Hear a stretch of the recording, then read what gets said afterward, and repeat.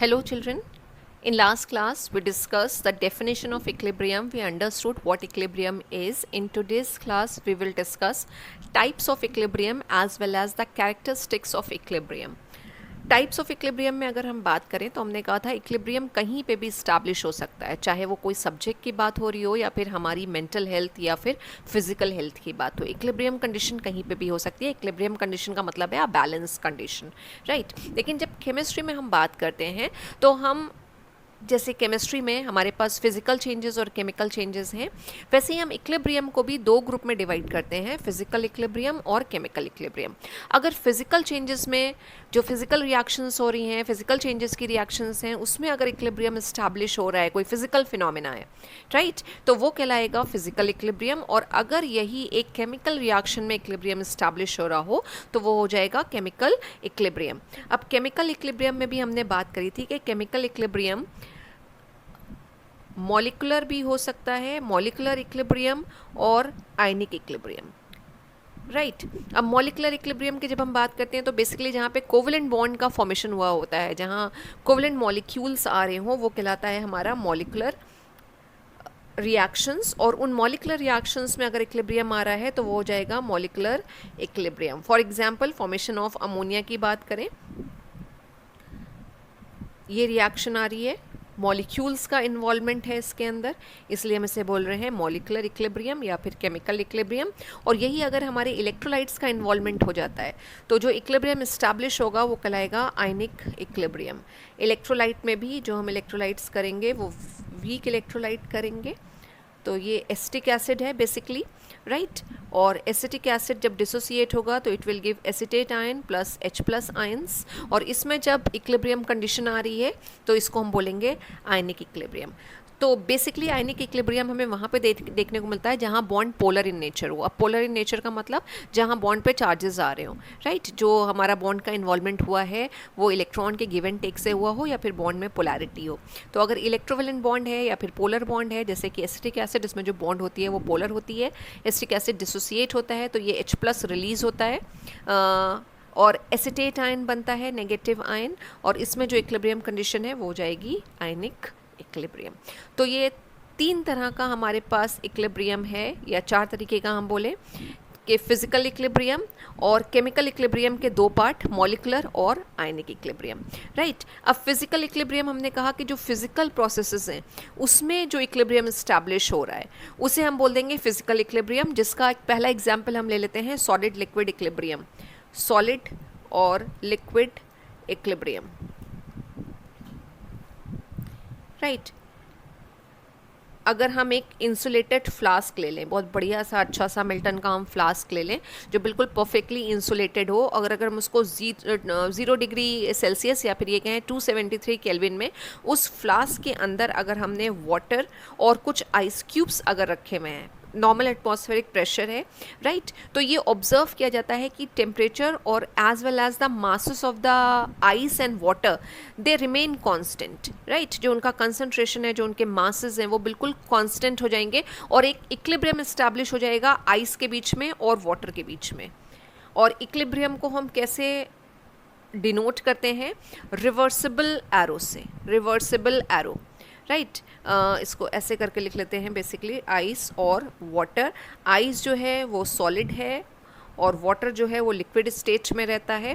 Formula दोनों का water ही है, यानी कि H2O ही है, तो H2O सॉलिड और H2O लिक्विड, इस तरह से एक इक्विलिब्रियम आ रहा है तो उसको हम बोल रहे हैं solid liquid equilibrium.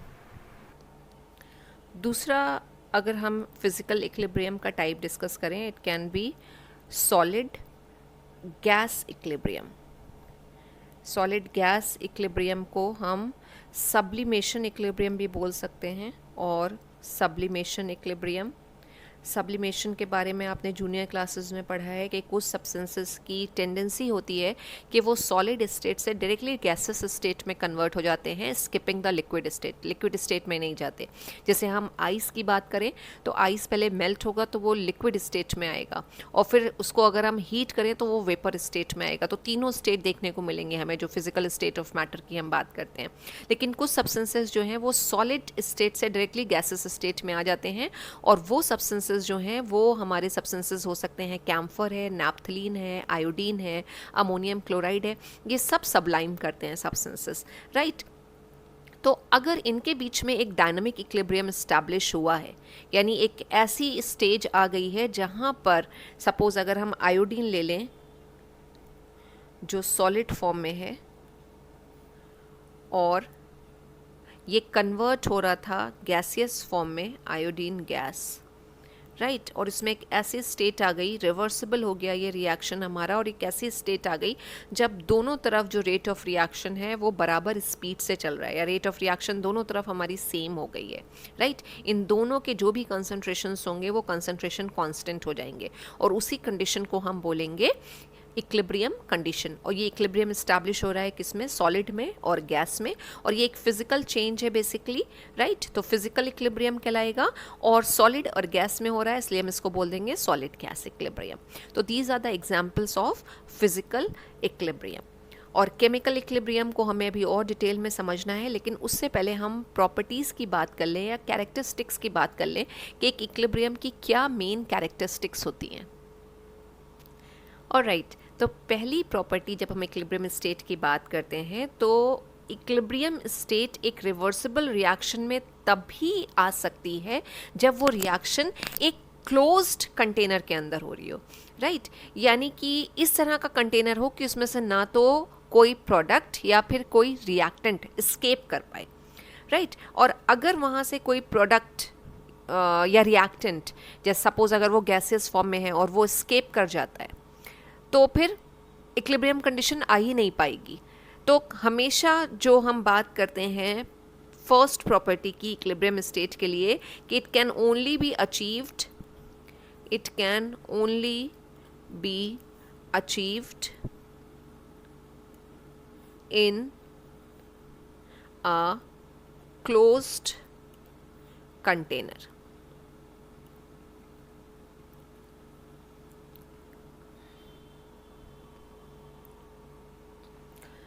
For example अगर हम बात करें कि कैल्शियम कार्बोनेट, उसके हम डिकम्पोजिशन की बात करते हैं, ये भी एक रिवर्सिबल रिएक्शन है और इसमें भी इक्विलिब्रियम आया तो ये रिएक्शन हमारी हो गई।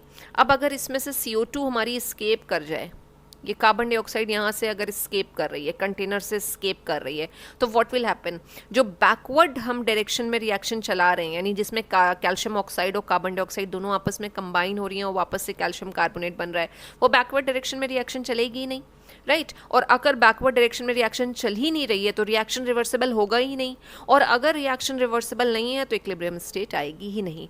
तो हमें कुछ इस तरह से इस रिएक्शन को कैरी कराना है कि जो कार्बन डाइऑक्साइड है ये भी वहाँ पे अवेलेबल रहे, ताकि वापस से CaO यानी कैल्शियम ऑक्साइड और कार्बन डाइऑक्साइड कंबाइन करें और बैकवर्ड फिर वो रिएक्टेंट की तरह बिहेव करें, बैकवर्ड डायरेक्शन में रिएक्शन चले और कैल्शियम कार्बोनेट का फॉर्मेशन हो। तो इट इज़ वेरी इंपॉर्टेंट कि इक्विलिब्रियम स्टेट के लिए हम हमेशा रिएक्शन को एक क्लोज कंटेनर या क्लोज स्पेस में ही परफॉर्म कराएं।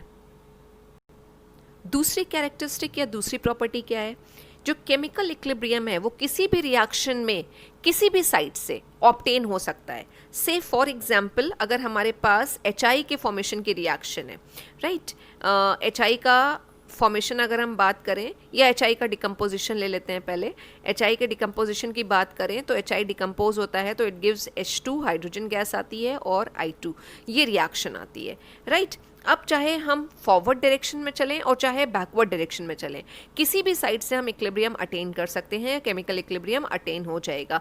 यानी कि अभी हमने HI को यहाँ पे रिएक्टेंट लिया है और प्रोडक्ट्स हमारे ये हैं। अब इसी रिएक्शन को अगर हम रिवर्स करके लिख दें, यानी H2 और I2 को हम क्या कर लें, अपने रिएक्टेंट्स बना लें, तो HI का फॉर्मेशन होगा। तो किसी भी डायरेक्शन से हम प्रोसीड करें, किसी भी डायरेक्शन से इक्विलिब्रियम आ जाएगा। और इक्विलिब्रियम पे हर रिएक्टेंट और हर प्रोडक्ट का एक फिक्स कंसंट्रेशन होगा। कंसंट्रेशन कांस्टेंट हो जाते हैं क्योंकि कंसंट्रेशन टाइम के साथ चेंज ही नहीं होते, हमने ग्राफ बना के भी देखा था, ठीक है। तो किस हर से हम रिएक्शन को स्टार्ट कर रहे हैं इससे कोई फर्क नहीं पड़ता, चाहे हम रिएक्टेंट साइड से रिएक्शन को स्टार्ट करें, चाहे हम प्रोडक्ट साइड से रिएक्शन को स्टार्ट करें, दोनों साइड से ही इक्विलिब्रियम अटेन होगा। तो chemical equilibrium can be attain from either of the side, from the side of reactants और products. तो chemical equilibrium can be attained either from reactant side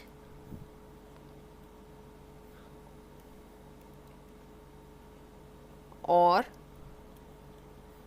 product side. This is the second characteristic or second property of equilibrium state. Let's see the third property. हम कह सकते हैं कि अगर हमारे पास कोई एक केमिकल रिएक्शन है जिसकी स्पीड बहुत ही कम है, जो बहुत ही स्लो स्पीड से चल रही है, रेट ऑफ द रिएक्शन बहुत कम है, तो रिएक्शन की स्पीड को बढ़ाने के लिए हम क्या करते हैं, हम यूजुअली कैटलिस्ट यूज़ करते हैं. कौन से कैटलिस्ट? पॉजिटिव कैटलिस्ट कहलाते हैं, जो रेट ऑफ द रिएक्शन को इंक्रीज करते हैं. राइट. तो अगर हमने एक रिएक्शन जो बहुत ही स्लो स्पीड से चल रही है उसमें अगर हमने कैटलिस्ट को ऐड कर दिया तो इक्विलिब्रियम जल्दी अटेन हो जाएगा, वो टाइम रिड्यूस कर देगा, एक शॉर्टकट पाथ बना देता है कैटलिस्ट. राइट. कि जो रिएक्शन हमारी 10 मिनट में हो रही थी वही टाइम रिड्यूस होके प्रोबेबली हाफ मिनट या फिर 1 मिनट रह सकता है. ये तो एक एग्जाम्पल है, लेकिन टाइम को रिड्यूस कर देता है. तो इक्विलिब्रियम स्टेट जल्दी आ जाएगी. इक्विलिब्रियम स्टेट को चेंज नहीं करेगा, इक्विलिब्रियम को चेंज नहीं करता है catalyst. Catalyst does not affect the equilibrium but it helps in attaining it quickly in shorter time. So with the help of a positive catalyst, equilibrium can attain quickly. So the third point is equilibrium can be attained in a lesser time by the use of a positive catalyst. Now the fourth characteristic or property is that chemical equilibrium at a given temperature is characterized by a certain property or properties like density, color, etc. क्या मतलब हुआ इसका कि अगर एक chemical equilibrium आया है एक गिवन टेम्परेचर पे, एक पर्टिकुलर टेम्परेचर पे अगर इक्विलिब्रियम कंडीशन आ गई है तो उस इक्विलिब्रियम कंडीशन पे जो भी रिएक्टेंट, जो भी प्रोडक्ट्स होंगे, उनका जो भी कंसंट्रेशन होगा वो एक पर्टिकुलर डेंसिटी, एक पर्टिकुलर प्रेशर, एक पर्टिकुलर कलर शो कर रहा होगा. राइट. तो हम केमिकल इक्विलिब्रियम को उससे भी आइडेंटिफाई कर सकते हैं. एक पर्टिकुलर टेम्परेचर पे एक पर्टिकुलर कलर आ रहा होगा, वहाँ पे जो भी रिएक्टेंट या प्रोडक्ट्स होंगे उनका एक पर्टिकुलर कलर होगा. राइट. कलर की इंटेंसिटी घटती बढ़ती रहती है कंसंट्रेशन के हिसाब से, तो एक पर्टिकुलर कलर से भी हम केमिकल इक्विलिब्रियम को कैरेक्टराइज कर सकते हैं. Now the next and the most important characteristic of chemical equilibrium is that it is dynamic in nature. It is dynamic in nature. Dynamic का मतलब हमने पहले भी समझा था. डायनामिक मतलब दोनों डायरेक्शन में रिएक्शन हमारी प्रोसीड करती रहे. राइट. रिएक्शन ऐसा लगता है, एक रिएक्शन हमने प्रोसीड करी और कुछ टाइम बाद ऐसा लगता है कि रिएक्शन रुक गई है. रिएक्शन रुक गई है क्यों लगता है? क्योंकि ना तो रिएक्टेंट साइड में और ना ही प्रोडक्ट साइड में, किसी भी साइड में कंसंट्रेशन में कोई चेंज नहीं आ रहा होता. टाइम चल रहा है, आगे बढ़ता जा रहा है, लेकिन कंसंट्रेशन कांस्टेंट है. राइट. तो ऐसा लगता है जैसे रिएक्शन रुक गई है, ना तो प्रोडक्ट्स बन रहे हैं और ना ही प्रोडक्ट से वापस रिएक्टेंट का फॉर्मेशन हो रहा है. लेकिन एक्चुअली ऐसा नहीं होता है, क्योंकि रिएक्शन इक्विलिब्रियम में पहुंच चुकी है इसलिए वो दोनों तरफ इक्वल स्पीड से चल रही होती है. तो जब कोई रिएक्शन से भी मतलब यहाँ पे है रिवर्सिबल रिएक्शन, कोई एक रिवर्सिबल रिएक्शन अगर दोनों डायरेक्शन में सेम स्पीड से मूव कर रही है और कंसंट्रेशन में हमें कोई भी चेंज देखने को नहीं मिल रहा है, कंसंट्रेशन किसके? रिएक्टेंट के और प्रोडक्ट के, तो उस स्टेट को हम कहते हैं dynamic state.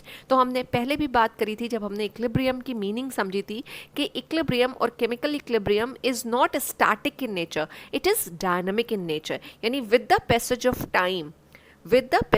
Time the reaction moves on, दोनों डायरेक्शन में the reaction moves on, though the concentration of reactant products they do not change. तो when the reaction moves with equal speed in both the direction, that condition is called dynamic equilibrium. Next topic है types of reversible chemical reactions. बहुत छोटा सा topic है लेकिन इसको समझना इसलिए ज़रूरी है क्योंकि हमें न्यूमेरिकल सॉल्व करने में हेल्प करेगा. तो types of reversible chemical reactions. Right. Reversible chemical reactions में ही इक्विलिब्रियम आता है और ये रिएक्शंस जो हैं दो तरह की होती हैं. एक कहलाती हैं हेट्रोजेनस रिएक्शंस और दूसरी कैटेगरी है होमोजेनस रिएक्शन की. अब ऐसी रिवर्सिबल रिएक्शन जिसमें जो रिएक्टेंट और प्रोडक्ट्स हैं हमारे प्रेजेंट, उसमें अगर एक से ज़्यादा फेजेस प्रेजेंट हो, हमारे पास सॉलिड्स भी हैं, हमारे पास लिक्विड्स भी हैं और हमारे पास गैसेस भी हैं, तो एक ऐसी रिएक्शन जिसमें सॉलिड फॉर्म भी प्रेजेंट हो रिएक्टेंट या प्रोडक्ट का, लिक्विड फॉर्म भी प्रेजेंट हो या गैसेस फॉर्म भी प्रेजेंट हो. राइट. यानी एक से ज़्यादा फेज अगर प्रेजेंट है तो ऐसी रिएक्शंस को हम बोलते हैं हेट्रोजेनस रिएक्शंस. जैसे अभी हमने एक रिएक्शन लिखी थी कैल्शियम कार्बोनेट का डिकम्पोजिशन. राइट. तो अगर हम उसको फिर से लिखें और स्टेट के साथ लिखें तो कैल्शियम कार्बोनेट हमें पता है लाइम limestone जिसे हम कहते हैं वो सॉलिड स्टेट होती है, और जब ये डिकम्पोज होता है तो हमें मिलता है कैल्शियम ऑक्साइड, क्विक लाइम जिसे बोलते हैं, ये भी सॉलिड स्टेट है, और इसके साथ साथ एक गैसियस प्रोडक्ट आता है कार्बन डाइऑक्साइड। अब नाउ यू कैन सी कि इस केमिकल रिएक्शन में एक से ज़्यादा फेज आ रही है, मतलब रिएक्टेंट और प्रोडक्ट सब सिंगल फेज में नहीं है, दो फेजेस हैं, सॉलिड भी प्रेजेंट है और गैसेस भी प्रेजेंट है। तो ऐसी reactions in which more than one phase is present,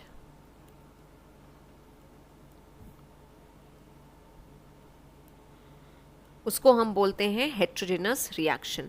और अगर हम इसके एग्जाम्पल ले लें तो इसका एग्जाम्पल जिस तरह से कैल्शियम कार्बोनेट का डिकम्पोजिशन है, वैसे ही मैग्नीशियम कार्बोनेट का डिकम्पोजिशन हो सकता है, राइट। और अगर हम बात करें आयरन और स्टीम की कि किस तरह से आपस में रिएक्ट करते हैं, तो Fe प्लस H2O वाटर हो गया, ये जब आपस में रिएक्ट करते हैं we get iron oxide Fe3O4 plus H2, कुछ ये रिएक्शन आती है। स्टेट भी मेंशन कर लें, आयरन तो स्टेट सॉलिड हो गया, H2O जो है वो लिक्विड स्टेट में है, Fe3O4 जो बन रहा है वो सॉलिड स्टेट में होगा, और हाइड्रोजन जो है वो गैसेस स्टेट में। तो यहाँ तीनों स्टेट प्रेजेंट हैं, सॉलिड भी है, लिक्विड भी है और गैसेस स्टेट भी प्रेजेंट है। बैलेंस कर लेते हैं तो दिस विल बिकम Fe3 है इधर, तो 3Fe हो जाएगा, और वाटर के मॉलिक्यूल्स हमारे पास आ जाएंगे 4 H2O से बैलेंस हो जाएगी, राइट। और 8 तो यहाँ पे भी आ जाएगा 4 H2।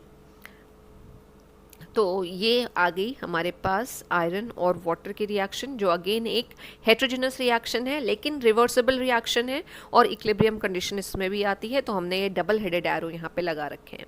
अब इसी का ऑपोजिट होमो मतलब सेम, राइट, यानी रिएक्टेंट और प्रोडक्ट अगर सारे के सारे हमारे एक ही फेज में प्रेजेंट है, ठीक है, only one phase is present, that is means all the reactant and products are in the single और same physical state. All reactants and products are in same phase. तो ऐसी रिएक्शंस को हम बोलेंगे होमोजेनस रिएक्शंस, और आप देखेंगे कि इस चैप्टर में हम बेसिकली होमोजेनस रिवर्सिबल रिएक्शन की ही बात करेंगे। क्यों, ये रीज़न हम आगे जाके जब पढ़ेंगे तो इसको समझेंगे भी। फॉर एग्जांपल जो रिएक्शंस बड़ी कॉमन सी हैं इस चैप्टर में आई हैं वो हैं फॉर्मेशन ऑफ HI, H2 जो कि एक गैस है, I2 जो कि एक गैस है, और इट फॉर्म्स 2HI जिसकी स्टेट भी अगेन क्या आ रही है, गैसियस। इसी तरह से ईस्ट्रिफिकेशन की जो रिएक्शन है जिसमें हम एक एसिड को रिएक्ट कराते हैं अल्कोहल के साथ, तो ये एसिटिक एसिड ले लिया जो लिक्विड स्टेट में होता है, इथाइल अल्कोहल ले लिया जो अगेन एक लिक्विड स्टेट में है। इन दोनों की जब हम रिएक्शन कराते हैं तो ईस्टर का फॉर्मेशन होता है, राइट, और ईस्टर आ जाएगा इथाइल एसीटेट CH3COO C2H5। इसकी जो स्टेट आएगी ये भी लिक्विड होगी, और बाकी वाटर मॉलिक्यूल हम लगा देंगे बैलेंस करने के लिए जो लिक्विड स्टेट में। तो all the reactants and products they are present in the single state. In this case, first case, all are in gaseous state. In the second example, all are in liquid state. बहुत सारी ऐसी reactions हैं, जैसे कि अगर हम बात करें अमोनिया का फॉर्मेशन, तो उसमें N2 और H2 इन्वॉल्व होती हैं जो गैसेस हैं, और अमोनिया बनता है वो भी गैस है। तो अगेन अमोनिया का फॉर्मेशन या अमोनिया का डिकम्पोजिशन एक होमोजेनस रिवर्सिबल रिएक्शन है। अब आज की क्लास का जो लास्ट टॉपिक हमें डिस्कस करना है वो है calculation of delta N. Delta N ये जो यहाँ पे हम ले रहे हैं वो है क्या, तो डेल्टा एन है basically change in the number of molecules, change in the number of molecules, ठीक है। और इसको हम किस तरह से निकालते हैं, तो हम लेते हैं delta N is equal to number of molecules या moles of products minus number of molecules of reactants, right. इन दोनों को हम माइनस कर लेंगे तो हमें डेल्टा एन की वैल्यू मिल जाएगी। और इसके बेसिस पे अगर हम होमोजेनस रिवर्सिबल रिएक्शन को क्लासीफाई करें तो हमारे पास 3 तरह की होमोजेनस रिवर्सिबल रिएक्शंस आती हैं। नंबर 1 वो reactions when delta N is equal to 0। तो डेल्टा एन 0 कब होगा, जब कोई भी चेंज नहीं हो रहा होगा नंबर ऑफ मॉलिक्यूल्स में, when there is no change, there is no change in number of molecules, यानी जितने रिएक्टेंट्स के मॉलिक्यूल्स होंगे उतने ही प्रोडक्ट के मॉलिक्यूल्स बन के आ रहे होंगे और डेल्टा एन की वैल्यू 0 आएगी। तो ऐसी सारी होमोजेनस रिवर्सिबल रिएक्शन जिसमें कोई भी change in number of molecules नहीं हो रहा है वो फर्स्ट टाइप रिएक्शन या delta N is equal to 0 type reactions कहलाएंगी। जैसे जो अभी हमने ऊपर लिखा था H2 + I2 गिव्स 2HI, ये इस कैटेगरी का एग्जाम्पल है। Number of moles of products कितने हैं 2, number of molecules of reactant कितने हैं 2, राइट। हम नंबर ऑफ मॉलिक्यूल्स के टर्म में ही बात कर लेते हैं। तो एक मॉलिक्यूल हाइड्रोजन, एक मॉलिक्यूल आयोडीन का, दोनों तरफ सेम है तो डेल्टा एन की वैल्यू 0 आएगी। इसी तरह से NO का डिकम्पोजिशन, तो जब हम बैलेंस करके रिएक्शन लिखते हैं तो 2NO गिव्स N2 + O2। तो नंबर ऑफ मॉलिक्यूल्स इस साइड में, प्रोडक्ट साइड में कितने हैं, एक N2 दिख रहा है, एक O2 दिख रहा है, 2 मॉलिक्यूल्स हैं। इधर भी 2 मॉलिक्यूल्स हैं तो डेल्टा एन जब हमने निकाला तो डेल्टा एन आ गया 2 - 2 = 0, राइट। तो ये हो गया पहली ऐसी reaction when delta N is equal to 0।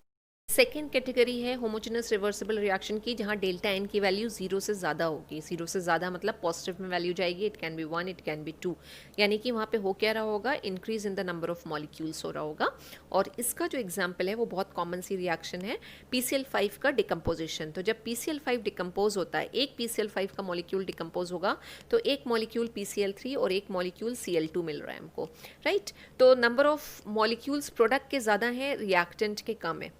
तो डेल्टा एन की वैल्यू हम निकालेंगे तो ये आएगा 2 - 1 = 1, तो 0 से ज़्यादा आ रही है, ये आ गया इसका रिएक्शन। इवन अगर हम इसी कैटेगरी में एक दूसरा एग्जांपल ले लें तो अमोनिया का डिकम्पोजिशन, ठीक है ना, 2NH3 decomposes gives N2 + 3H2, ये रिएक्शन है। ये एक होमोजेनस रिवर्सिबल रिएक्शन है। होमोजेनस इसलिए क्योंकि अमोनिया भी गैस है, N2 भी गैस है, H2 भी गैस है और डबल हेडेड एरो दिखा के हमने रिवर्सिबिलिटी दिखाई है तो इक्विलिब्रियम आएगा इसमें। अब यहाँ पे number of molecules of products देखिए, 1 N2 है, 3 H2 है, 4 मॉलिक्यूल्स हैं। मॉलिक्यूल्स बढ़ गए और मॉलिक्यूल इनिशियली हमने कितने लिए थे, 2 ही लिए थे। इसको अगर हम मोल्स के टर्म में समझें तो भी कह सकते हैं कि 2 मोल्स ऑफ अमोनिया ले रहे हैं तो 1 मोल ऑफ N2 और 3 मोल्स ऑफ हाइड्रोजन मिल रहा है, 4 मोल्स आ रहे हैं। तो नंबर ऑफ मोल्स या नंबर ऑफ मॉलिक्यूल्स इंक्रीज कर रहे हैं। अब तीसरी कैटेगरी ऑब्वियसली होगी जब एक delta N is equal to 0 है, एक ग्रेटर देन 0 है, तो तीसरी होगी लेस देन 0, यानी जो नंबर ऑफ मॉलिक्यूल्स आ रहे होंगे प्रोडक्ट साइड में वो कम होंगे कंपैरेटिवली किससे, जो रिएक्टेंट साइड में होंगे मॉलिक्यूल्स हमारे, यानी there will be a decrease in the number of molecules. और इसमें हमारी रिएक्शन हो सकती है अमोनिया का फॉर्मेशन, जो अभी हमने यहाँ डिकम्पोजिशन लिखा था, इसी को अगर हम रिवर्स करके लिख दें तो N2 + 3H2 गिव्स 2NH3। अब अगर हम मॉलिक्यूल के टर्म में समझे तो एक मॉलिक्यूल N2 का, 3 मॉलिक्यूल हाइड्रोजन के, 4 मॉलिक्यूल्स टोटल हमने रिएक्टेंट के लिए हैं और जो हमें प्रोडक्ट के मॉलिक्यूल्स मिल रहे हैं वो कितने हैं, 2। तो डिक्रीज हो रहा है नंबर ऑफ मॉलिक्यूल्स में। तो this is also very important क्योंकि इसी के बेसिस पे अभी ये न्यूमेरिकल का बेस बन रहा है हमारे। अभी और 2-3 क्लासेस तक हमें न्यूमेरिकल को टच नहीं करना है, न्यूमेरिकल हम बाद में ही टच करेंगे, लेकिन ये न्यूमेरिकल का बेस है। लाइक आपको न्यूमेरिकल सॉल्व करने के लिए डेल्टा एन की वैल्यू को भी देखना पड़ेगा कि डेल्टा एन की वैल्यू क्या है, राइट। ग्रेटर देन 0 है, लेस देन 0 है, या कितनी वैल्यू आ रही है, या फिर 0 ही आ रही है। So thank you so much students.